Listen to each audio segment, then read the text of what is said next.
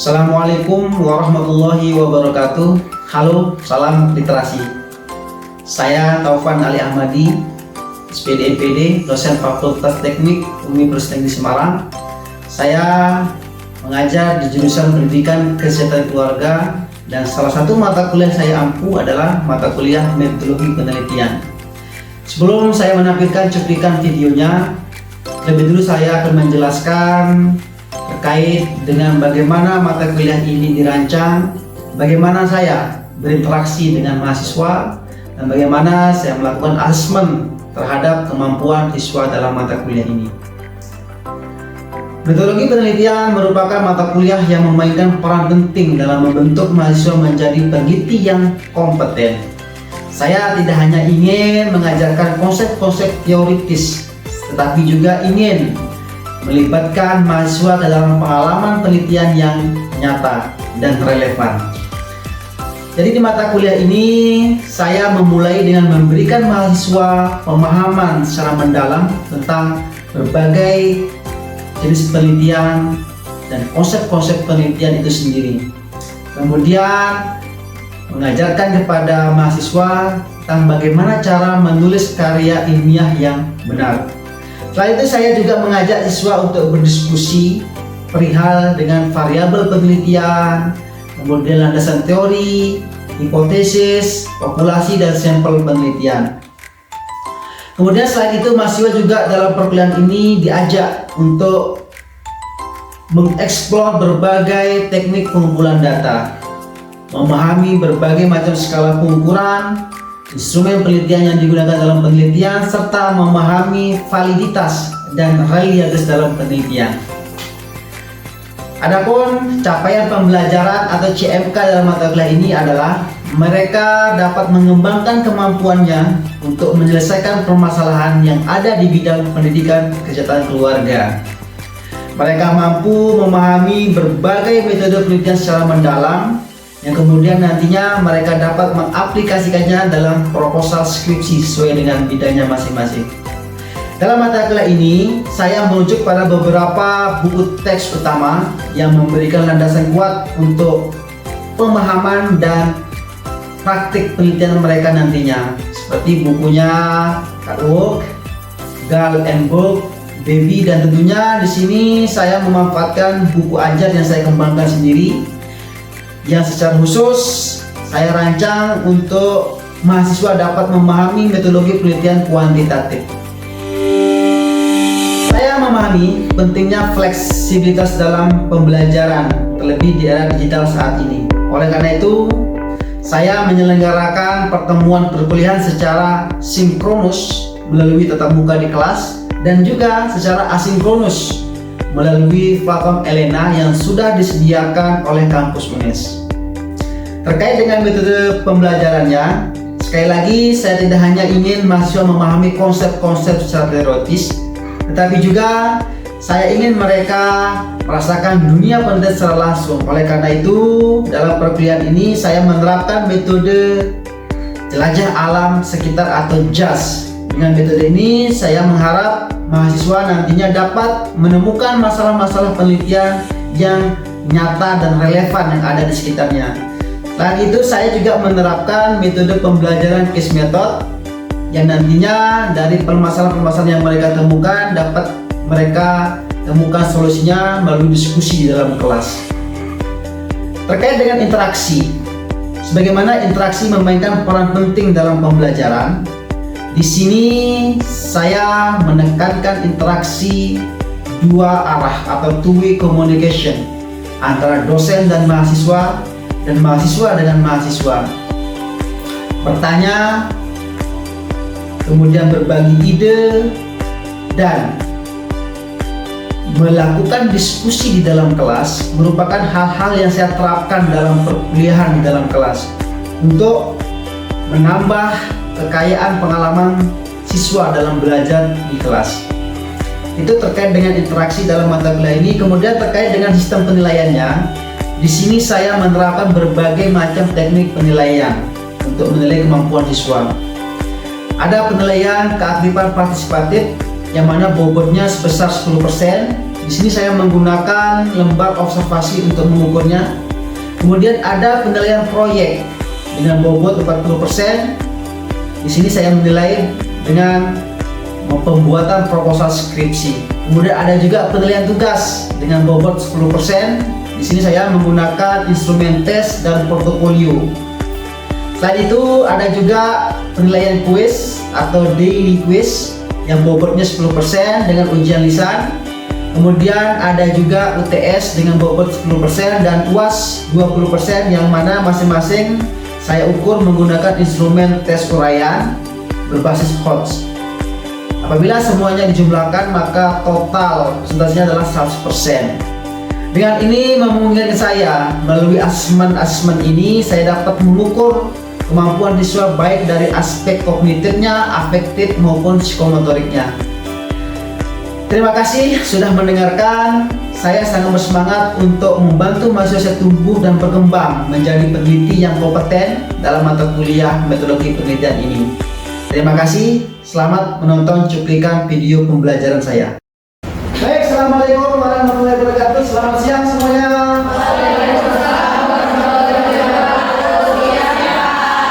Apa kabarnya siang hari ini? Baik. Pak Sisip, gimana kabarnya? Baik ya. Oke, baik semuanya. Sebelum kita memulai perkuliahan kita pada siang hari ini, marilah kita lebih dulu berdoa menurut agama dan keyakinan masing-masing. Berdoa dipersilakan. Oke, selesai. Terima kasih. Oke, berikutnya ada yang hadir pada siang hari ini, Bapak. Adli. Siapa? Mas Adli. Apa? Apa keterangan? Oke, baik ya. Oke, untuk kalian yang sudah hadir ya terima kasih ya.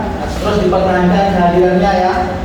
Karena itu merupakan salah satu keterampilan yang perlu kalian kuasai ya. Karena kedisiplinan itu untuk apa, Mas? Soft skill ya. Dan itu sangat bagus ya untuk kesuksesan kalian besok ya. Untuk bisa terserap di dunia usaha dan dunia industri ya. Oke, baik, kita lanjutkan ya pertemuan kita ya. Kita kembali lagi bertemu di mata kuliah apa, Mbak? Penelitian ya. Oke, ada yang mau cepat lulus? Oke, semuanya mau cepat lulus ya. Oke, baik. Kalau mau cepat lulus, maka kalian tidak salah masuk kelas ya. Kalian masuk ke kelas yang tepat, yaitu di kelas metodologi ya. Nah, jadi kalau mau cepat lulus ya, saya harapkan dalam setiap perkuliahan di metode ini ya, kita nanti perbanyak diskusinya ya. Jadi silakan nanti masing-masing mahasiswa ya, kita sudah mempunyai masalah masing-masing ya. Nanti bisa menyampaikan masalahnya, nanti kita diskusi Mbak ya.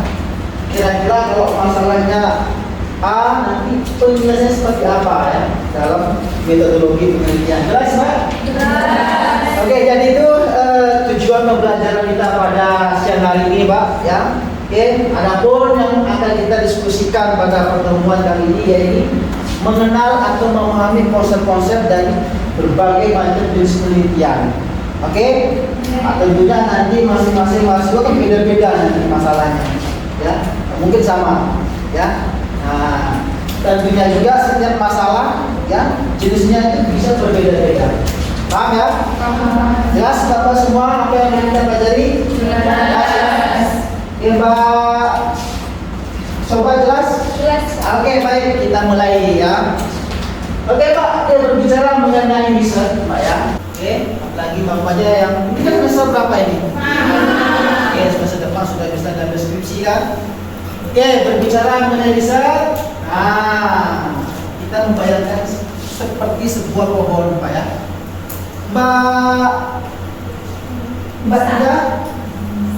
Mbak Nisa, oke, sorry. Mbak Nisa, pohon apa ini? Bayangan Mbak Nisa. Pohon mangga, oke saya kunci. Mbak Azalia, pohon apa Mbak ini Mbak? Pohon kehidupan. Oke, nanti kita kulik lebih dalam ya seperti apa pohon kehidupannya Mbak Azalia ya.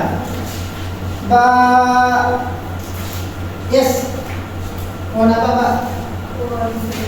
Pohon beringin. Ya, oke. Nah, masing-masing dari kalian memiliki bayangan ini pohon yang berbeda-beda ya. Ada yang bilang pohon kehidupan ya, ada yang bilang pohon beringin, ada yang bilang pohon mangga. Mana yang benar Pak? Mana yang benar? Pohon kehidupan, karena lagi berjuang dalam skripsinya gitu ya, supaya cepat lulus. Oke Mbak, masing-masing kalian yang membayangkan ini pohon yang berbeda-beda ya. Itu semuanya tepat ya. Itu menunjukkan bahwa kalian punya permasalahan yang berbeda-beda. Oke, yang mana yang tadi sudah saya sampaikan di awal ya. Setiap masalah kalian berbeda-beda, nanti juga bisa kemungkinan besar jenisnya berbeda-beda. Ya, oke? Tapi saya mau mengajak kalian untuk membayangkan pohon ini Pak seperti pohon mangga misalnya ya. Yang mana ada buahnya, oke? Nah, kita bayangkan, kita bikin riset itu Pak, kita bikin skripsi itu, bayangkan aja lagi nanam apa? Nanam pohon ya. Oke, yang bagian bayangannya tadi nanam pohon ya. Jadi nanti buahnya itu dibayangin kesimpulan risetnya Pak ya. Oke, nah, sampai nanam pohon mangga tapi buahnya asam ya. Itu menunjukkan apa Pak? Ada yang salah, apa yang salah kira-kira Mbak Sobat? Perawatannya, dalam perawatan apa lagi? Pupuknya mungkin ya. Oke, terus apa lagi? Tanahnya ya.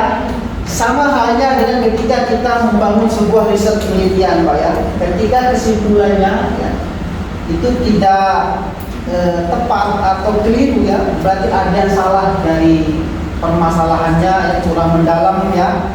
Oke, kemudian bisa jadi jenis penelitiannya kurang tepat, seharusnya pakainya apa eksperimen, tapi malah pakainya survei. Paham ya?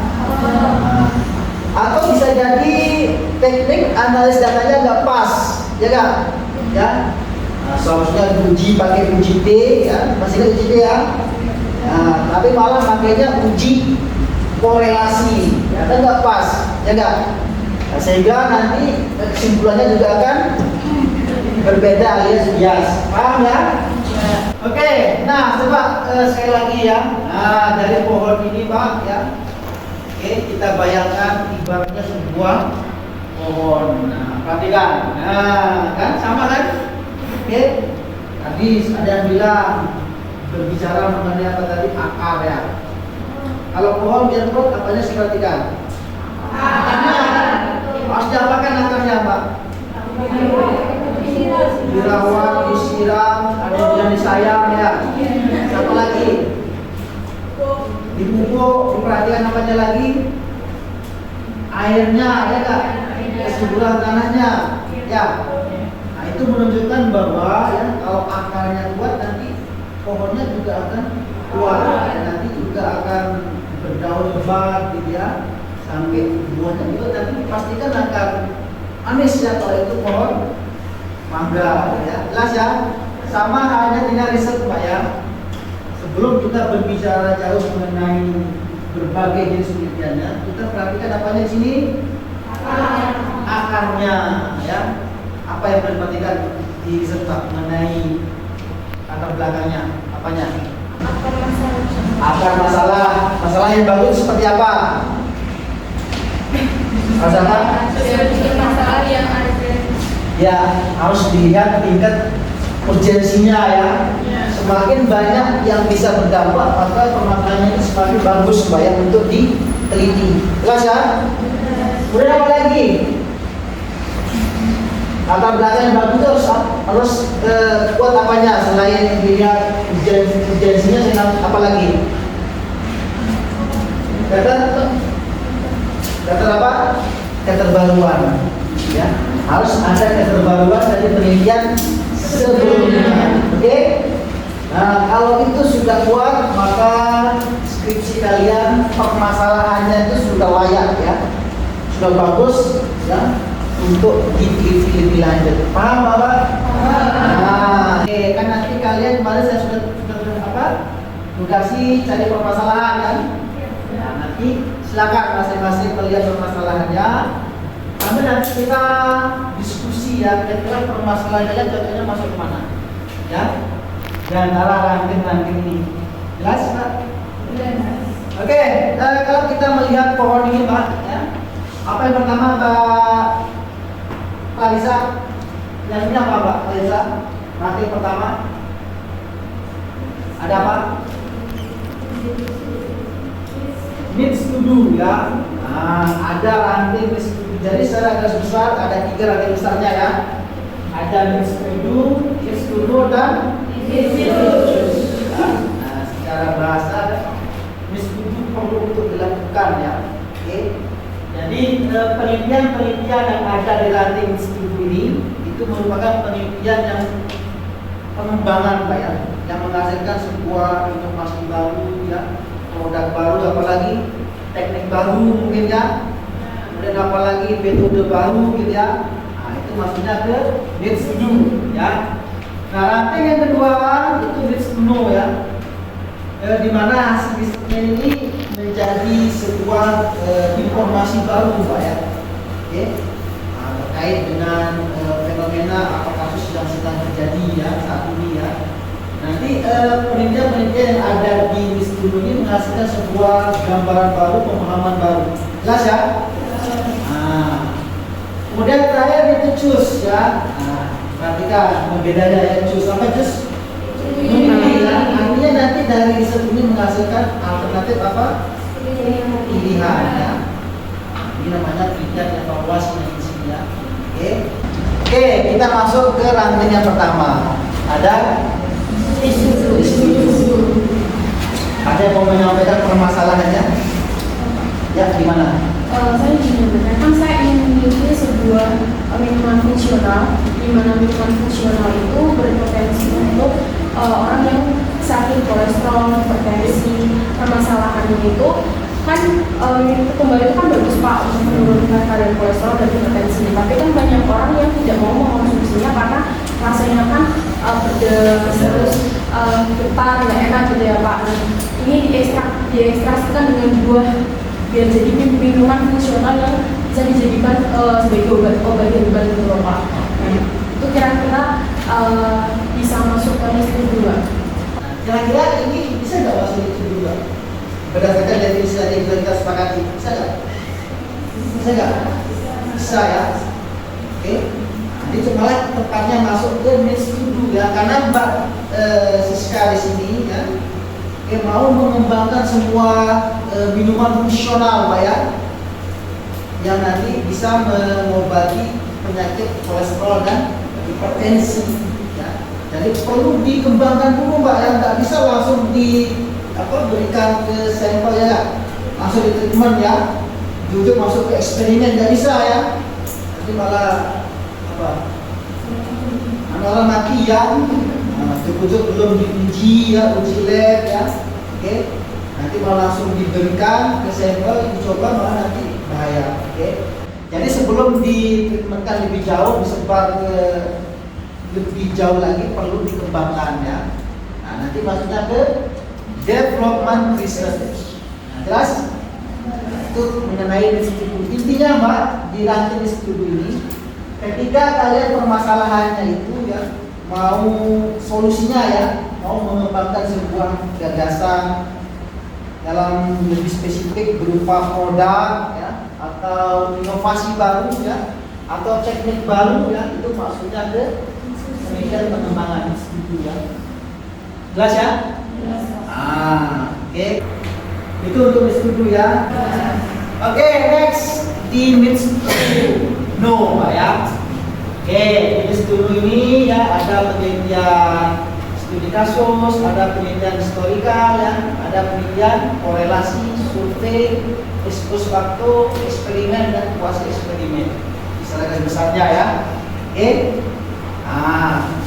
Oke, kita masuk ke salah satu, ya, survei. Nah, tentunya kalian pernah isi survei nggak, Pak? Pernah nggak? Pernah nonton Family 100, Pak? Pernah, ya? Berdasarkan top survei, pernah nanya nggak? Ya, pernah nonton Family 100, ya? Nah, oke. Mungkin kalian yang prodi kesehatan keluarga, ya, mungkin mau survei. Kalau kalian kan belajar boga juga, ya, busana sama kecantikan ya, kerajinan ya. Oke, mungkin bisa mau melihat tren apa Pak kira-kira di seputar dengan keluarga? Apa? Makna ukiran. Oke, kalau makna ukiran kira-kira masuk mana Pak? Kalau materi kalian mau menggali makna ukiran Jepang seperti apa sih filosofinya? Maksudnya kemana? Mana? Yes, historical research ya. Oke. Nah, kan nggak bisa nggak kita survei filosofi makna ukiran Pak? Bisa nggak? Pakai kuesioner gitu ya, sebar gitu. Bisa nggak? Mungkin bisa tapi kurang informatif ya nggak? Informasi yang didapatkan kurang mendalam. Yang cocoknya pakai apa Pak kalau mau menggali mengenai ukiran makna ukiran Jepara misalnya? Secara filosofinya pakainya apa? Kuesioner wawancara, ya nggak? Karena harus benar-benar yes, harus benar-benar deep ya, deep talk ya. Kalau bahasa sekarang tuh harus benar-benar dipodcastkan ya, secara mendalam dan seluas-luasnya ya. Ya, oke. Kira-kira kalau survei kayak gimana Pak? Sekaligus sudah menjawab ya. Oke. Kalau yang studi kasus nih, tahu nggak contohnya seperti apa? Tahu nggak? Misalnya sekarang ya, mungkin di tempatnya Mbak Alisa misalnya ya. Nah, Mbak Alisa dari mana Mbak Alisa? Wonosobo misalnya ya. Misalnya di Wonosobo ya. Ada di kampungnya Mbak Alisa ada cewek merokok. Ya. Itu kasus apa fenomena Mbak? Apa bedanya? Lebih ke alam, fenomena itu lebih ke alam. Karena banyak orang keliru ya membedakan antara mana penelitian studi kasus sama penelitian fenomena. Ya.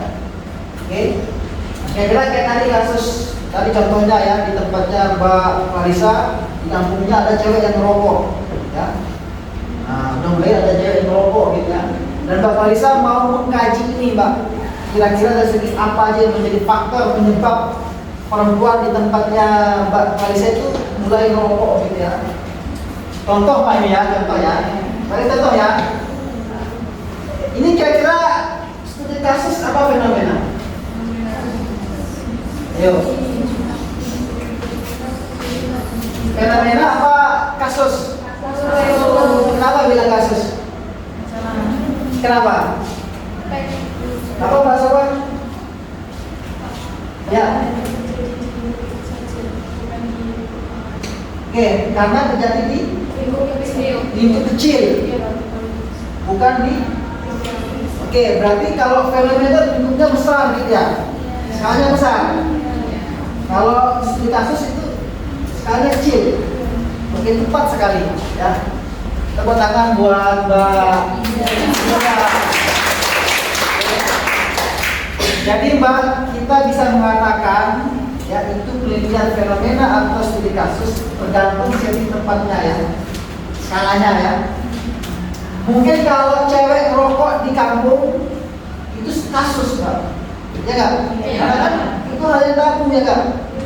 Berarti kalau cewek merokok di Jakarta misalnya kota metropolitan itu kasus atau fenomena? Fenomena, paham nggak? Karena sudah menjadi malah jadi lifestyle ya. Oke baik, berikutnya Mbak ya. Nah, untuk memperdalam lagi ya, sementara kita bahas ini dulu Mbak ya. Yang disetuju terkait dengan pengembangan ini sama disetuju ya. Oke, nah untuk memperdalam ya, nah, silakan saya bagi jadi dua kelompok inilah ya. Kelompok A, kelompok B gitu ya. Oke, coba didiskusikan Mbak ya, dianalisis ya. Misalnya ada permasalahan seperti ini Pak. Kepala sekolah SMK Mawar Putih ceritanya nih Pak ya. Nah, nama kepala sekolahnya Pak Ali ya. Dia itu setelah mengamati Pak ya, dia menemukan beberapa masalah yang sangat genting Pak ya di sekolahnya ya. Terkait dengan pembelajaran di kelas Pak. Ya, di mana di kelas-kelasnya itu banyak anak-anak yang enggak termotivasi atau minat belajar Pak ya. Karena berdasarkan observasinya dia melihat bahwa guru-guru jurusan itu masih ngajar secara tradisional, Pak. Ya. Jadi Mbak Pak Ali ini mau menginstruksikan untuk guru-guru mulai menerapkan pembelajaran menggunakan informasi media, teknologi. Itu permasalahan pertama ya. Jadi sebelumnya itu kira-kira masuk ke mana? Kalau mau diikuti ya. Dan saya harapkan diskusinya itu sampai kira-kira instrumennya pakai apa untuk pendatannya. Jelas ya? Ya. Silakan didiskusikan. Saya kasih waktu berapa menit? 5 menit ya. Nah, silakan didiskusikan Pak ya. Mungkin bisa sama sebelah-sebelahnya ya. Kita diskusi santai ya. Jangan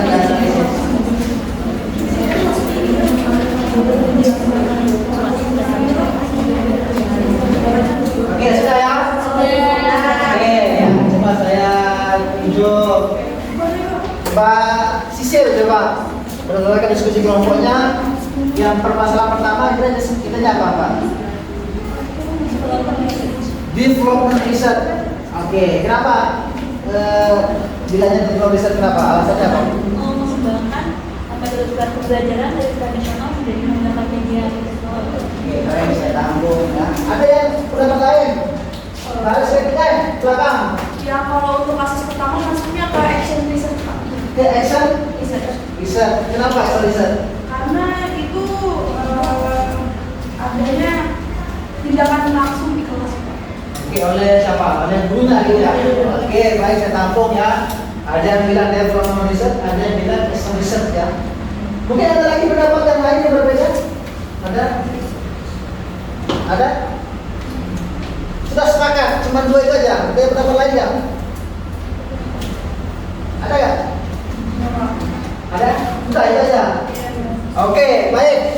Jawaban dari kelompoknya Mbak Sisil sama kelompoknya Mbak Sinta tepat sekali ya. Ini dua-duanya itu bisa ya, boleh ya. Mbak Sisil bilang itu bisa jadi pengembangan ya. Kadang-kadang ini kepala sekolahnya mungkin situasinya itu belum tahu ya. Mungkin belum ada medianya enggak? Jadi dia mengajak guru-gurunya untuk mari kita kembangkan media yang bagus gitu ya, mengajar ya. Ajar supaya nanti siswanya lebih update dan termotivasi ya kak. Mungkin dia gurunya ngajarin mengenai pria ya, kewirausahaan bisa pakai video animasi ya kak, atau media animasi atau media interaktif ya. Jadi bisa masuk ke development research. Oke. Nah dari kelompoknya Mbak Sinta bilangnya extra research atau istilahnya di tingkat kelas ya. Bisa nggak? Bisa juga ya. Oke, karena di mana ini kan benar-benar case-nya itu benar-benar kontekstual sekali di sini kelas gitu ya. Di mana guru-guru melihat siswanya apa? Mungkin lagi menjelaskan pada ngobrol ya enggak, pegang HP ya. Sehingga mungkin Mbak Sinta, oke, coba pertemuan ke depan saya mau tak ekspresikan gitu ya, PPKK ya, saya mau pakai pembelajaran menggunakan media ya, Mbak Sinta ya. Oke? Oke, kita tadi Mbak terkait dengan perbedaan kita. Tadi kita sudah belajar apa?